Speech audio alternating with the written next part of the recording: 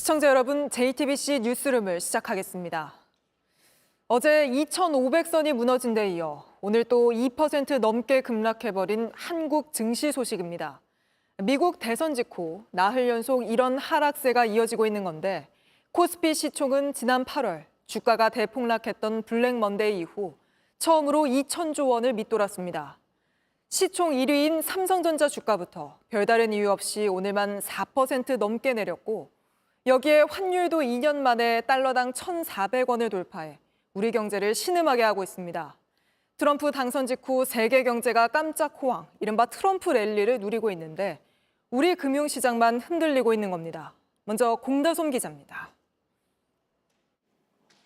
오늘 코스피는 개장 직후부터 1% 넘게 내리더니 오후 들어 낙폭을 키우며 2.64% 내린 2,417.08로 거래를 마쳤습니다. 지난해 11월 이후 1년 만에 최저 수준입니다. 지난주 트럼프 당선 이후 나흘을 내리 하락한 코스피는 오늘 시총 2,000조 원이 무너졌습니다. 지난 8월 블랙 먼데이 이후 처음입니다. 코스닥도 3% 가까이 급락하며 석 달 만에 600선대로 내려앉았습니다. 투자 주체별로는 외국인이 7천억 원 넘게 내다 팔았는데 순매도 규모는 하루 만에 배로 급증했습니다. 최근 몇 달 새 이 같은 증시 변동성은 유독 우리나라에만 두드러졌습니다. 코스피가 8%대 대폭락했던 지난 8월 블랙 먼데이 이후 미국은 엔비디아 등 빅테크 기업들을 등에 업고 수차례 최고치를 경신해왔습니다. 하지만 국내 증시는 그 이후로도 큰 반등 없이 하락세를 이어가며 한미 증시가 따로 노는 디커플링 현상은 더욱 심해졌습니다. 특히 트럼프 당선 이후 국내 증시의 나홀로 급락세는 더 심해지는 모양새입니다. 지난 8일 후 오늘까지 코스피 낙폭은 5.6%에 이릅니다. 반면 일본은 그 절반에 그쳤고 가장 큰 타격을 입을 걸로 보였던 중국은 오히려 보합에 머물렀습니다. 2년 만에 1,400원을 돌파한 원달러 환율은 장중 1,410원까지 오르며 상승폭을 키웠습니다. 강달러가 유지될 거라는 전망들이 많다 보니까 우리나라 자산 가치가 좀 많이 떨어지니까 주식에 대한 사실 매력도 좀 낮은 게 있는 것 같아요. 국내 증시 시총 1위 삼성전자는 오늘만 4% 넘게 급락하며 겨우 5만 원을 넘겼습니다. JTBC 공다솜입니다. 명태균 씨가 김건희 여사에게 받았다는 금일봉 500만 원이 어떤 성격의 돈인지 스튜디오에서 취재 기자와 좀 더 알아보겠습니다. 오늘도 강버들 기자가 나와 있습니다. 자, 강 기자, 여사에게 금일봉을 받았다는 얘기, 주변 인사들 여러 명이 들은 걸로 취재가 됐죠. 그 얘기를 들은 시점은 언제입니까? 네, 명태균 씨는 지난 대선을 앞두고 2022년 2월 28일부터 3월 8일까지 매일 모두 9차례 미공표 여론조사를 진행합니다. 네. 이 중 하나는 앞서 윤석열 캠프에 있던 한 인사가 이 캠프 회의에 올라왔다고 주장하기도 했는데요. 윤석열 대통령이 당선된 뒤에 명 씨는 강혜경 씨에게 이 서울에 돈 받으러 갈 테니 여론조사 내역을 뽑아달라고 얘기합니다. 강혜경 씨는 3월 21일 명 씨 이름으로 끄는 서울행 비행기표를 공개하기도 했습니다. 그런데 명 씨는 돈은 안 가져오고 주변에 이런 얘기를 합니다. 김태열 전 미래한국연구소장 얘기 들어보시겠습니다.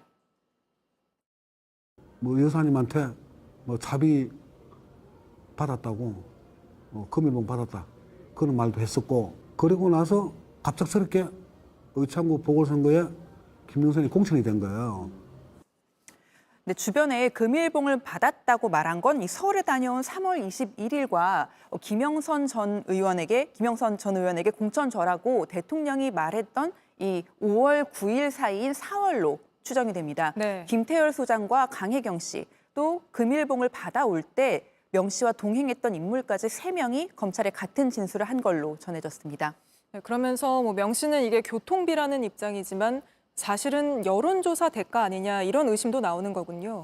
네, 김태열 소장 얘기 먼저 들어보시겠습니다. 공천에서 떨어진 고령 군수 후보, 대구 시의원 후보 이런 분들이 돈을 달라고 독촉하고 있다. 그러니까 명태균이가 그 대가로 김문선이 공천 받아온 거 아니냐고 그렇게 말했어요. 네, 이 지방선거 예비 후보자들이 돌려달라고 하는 그 돈, 대선 앞두고 명 씨가 여론조사를 하는데 들어갔습니다. 그런데 명 씨는 돈 대신 김영선 전 의원 공천 받아왔다고 말한 건데요. 이 때문에 이 명 씨가 받아온 금일봉도 이 명 씨는 교통비, 아이 용돈 등으로 설명하지만 공천처럼 대가성 아니냐는 의심이 나오는 겁니다. 수사가 필요한 지점입니다. 근데 김영선 전 의원에게서 명태균 씨에게 넘어간 돈은 검찰도 영장 청구서에 공천 대가라고 못 박지 않았습니까? 네, 김영선 전 의원은 매달 받는 세비의 절반을 이 강혜경 씨를 통해서 현금으로 명 씨에게 건넸습니다. 왜 돈을 주고 있었는지 김 전 의원 얘기 들어보시겠습니다. 어쨌든 명태균이의 덕을 봤잖아. 덕을 다 봐갖고 국회의원이 됐기 때문에 내가 미래를 보고 투자한다 생각하고 하는데 네, 재보궐로 5선이 될 때 명 씨 덕을 받고 결과적으로 공천을 못 받긴 했지만 6선 의원이 될 수 있을 거란 기대가 있었던 건데요. 네. 명 씨가 받아간 돈, 검찰이 일단 특정한 것만 2022년 8월 23일부터 2023년 11월까지 총 16차례 7,620만 6천 원입니다. 이 명 씨의 주장에 따르면 김 전 의원이 공천 대가로 명 씨에게 돈을 건넨 배경에는 김 여사가 있습니다. 왜 공천받는지 아시죠? 우리 명 선생님은 책임지랬거든. 네, 이렇게 생계를 책임지라고 말한 게 사실인지 금일봉과 이 책임지라는 지시, 이 배경에 선거 과정 중에 명 씨 역할에 대한 대가성이 있는 건지 검찰이 앞으로 확인해야 할 의혹들입니다. 대통령실은 여사가 금일봉을 줬다는 주장이 사실인지에 대한 저희 질문에 입장이 없다고 했습니다. 네, 알겠습니다. 강버들 기자와 금일봉 부분 짚어봤습니다. 윤석열 대통령은 지난주 기자회견에서 명 씨뿐 아니라 수백 명으로부터 이야기를 들었다며 명태균 씨와 거리가 멀었고 명 씨의 역할도 작았다는 취지로 말했습니다.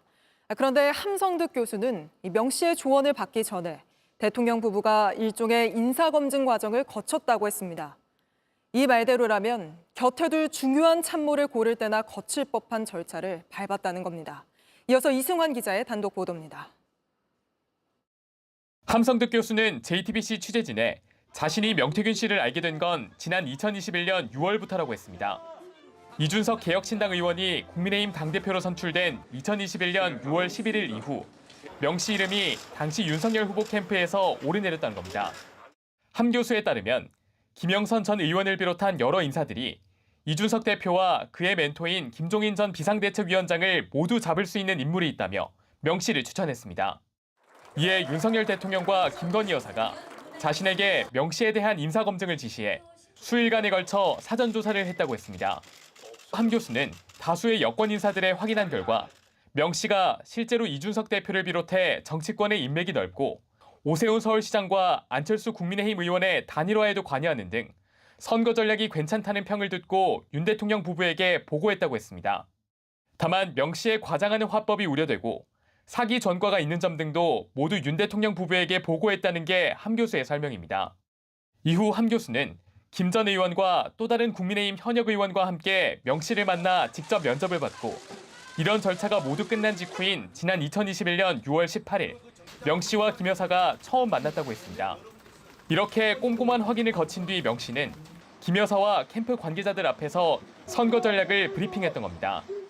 대통령실에 윤 대통령 부부가 함 교수에게 명 씨의 신상검증을 비롯한 신뢰도를 조사하도록 지시한 게 사실인지 물었지만 답변을 듣지 못했습니다. JTBC 이승환입니다. 명태균 씨도 검찰 조사에서 지난 대선 당시 후보였던 윤석열 대통령의 집을 찾아간 사실을 인정한 걸로 저희 취재 결과 확인됐습니다. 검찰로서는 두 사람의 관계를 확인하지 않을 수 없게 됐는데 명 씨가 윤 대통령 부부를 통해 공천에 개입했는지까지 확인될지 주목됩니다. 연지환 기자입니다. 명태균 씨는 검찰 조사를 받고 나와 자신의 발언이 과장됐다고 말했습니다. 제가 좀 너스레 떨고 좀 오버하고 그다음에 격려 차원에서 한 얘기를 그런데 JTBC 취재 결과 명 씨는 검찰 조사에서는 윤석열 대통령과의 만남을 인정한 것으로 확인됐습니다. 대선 후보 시절에 윤 대통령의 집인 서울 서초구의 아크로비스타를 방문한 게 맞다고 진술한 겁니다. 지방선거를 준비하고 있던 박완수 경남지사와 함께 찾아갔고 본인이 두 사람의 사진도 찍어줬다고 진술한 것으로 파악됐습니다. 언론 등에 나왔던 윤 대통령의 집 방문에 대해 명 씨의 공식 진술이 나온 만큼 검찰의 조사 범위도 넓어질 걸로 보입니다. 윤 대통령과의 만남과 연락 횟수 그리고 두 사람의 관계가 김영선 전 의원의 공천에 어떤 영향이 있었는지 조사할 수밖에 없는 겁니다. 검찰은 명 씨가 국민의힘 당대표를 지낸 이준석 의원에게 반말로 김 전 의원의 공천을 부탁하는 문자 메시지도 확인한 것으로 알려졌습니다. 또 명 씨로부터 지난 3월 1일 이 의원 등과 있었던 7불사 회동에 대한 진술도 확보했습니다.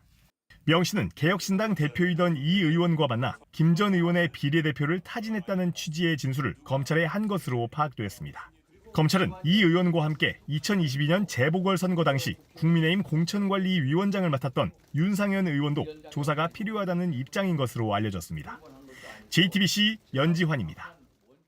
명태균 씨가 윤석열 대통령의 기업 방문 일정을 미리 안 것뿐만 아니라 이 기업 주식을 사라고 지인에게 권유하는 녹취가 추가로 나왔습니다. 명 씨는 이런 식으로 투자하라고 강의하듯이 설명하고 이걸 들은 상대방은 대통령 일정 관련 주식 종목이 또 없냐고 묻기도 합니다. 이희정 기자입니다. 윤석열 대통령은 취임 후인 2022년 6월 22일 경남 창원에 있는 원전 관련 기업 두산에너빌리티 본사를 방문했습니다. 윤 대통령이 이 자리에서 원전 세일즈를 하겠다고 언급하자 다음 날 해당 기업의 주가는 5% 이상 급등했습니다. 그로부터 3주가량 지난 시점에 명 씨는 지인과 통화에서 두산에너빌리티 주식에 대해 언급합니다. 대통령 방문 직후 올랐던 주가가 하락세로 돌아섰는데 명 씨는 나중에 오를 거라며 장기 투자를 권했습니다. 그거는 쭉 놔둬야 돼. 아니 그거 그냥 가대 최소한 2년은 가야. 그냥 적금 듯이 놔둬 7만 원, 8만 원 갚긴데 아무리 못 가도 아니 그래 될 수밖에 없어요 지금.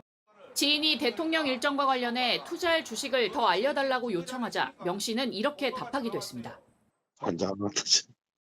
하여튼 고민해 봅시다. 명 씨는 대통령의 두산에너빌리티 방문을 미리 알고 김영선 전 의원의 회계 담당자인 강혜경 씨에게 주식을 사놓으라고 권유해 논란이 된 바 있습니다. 대통령 온다고 아무한테 얘기하면 안 돼요. 가만히 지고 있으면은 나중에 되면은 6, 7만 원 간다. 나같이 돈 빌려서 한 사람은 단발로 해갖고. 민주당은 국가 기밀인 대통령 일정과 동선을 민간인에 불과한 명 씨가 미리 한 건 심각한 국기문란 사건이라면서 진상을 명명백백히 밝혀야 한다고 촉구했습니다. JTBC 이희정입니다. JTBC 뉴스를 시청해 주신 여러분 고맙습니다. 저희는 저녁 6시 50분 뉴스룸에서 뵙겠습니다.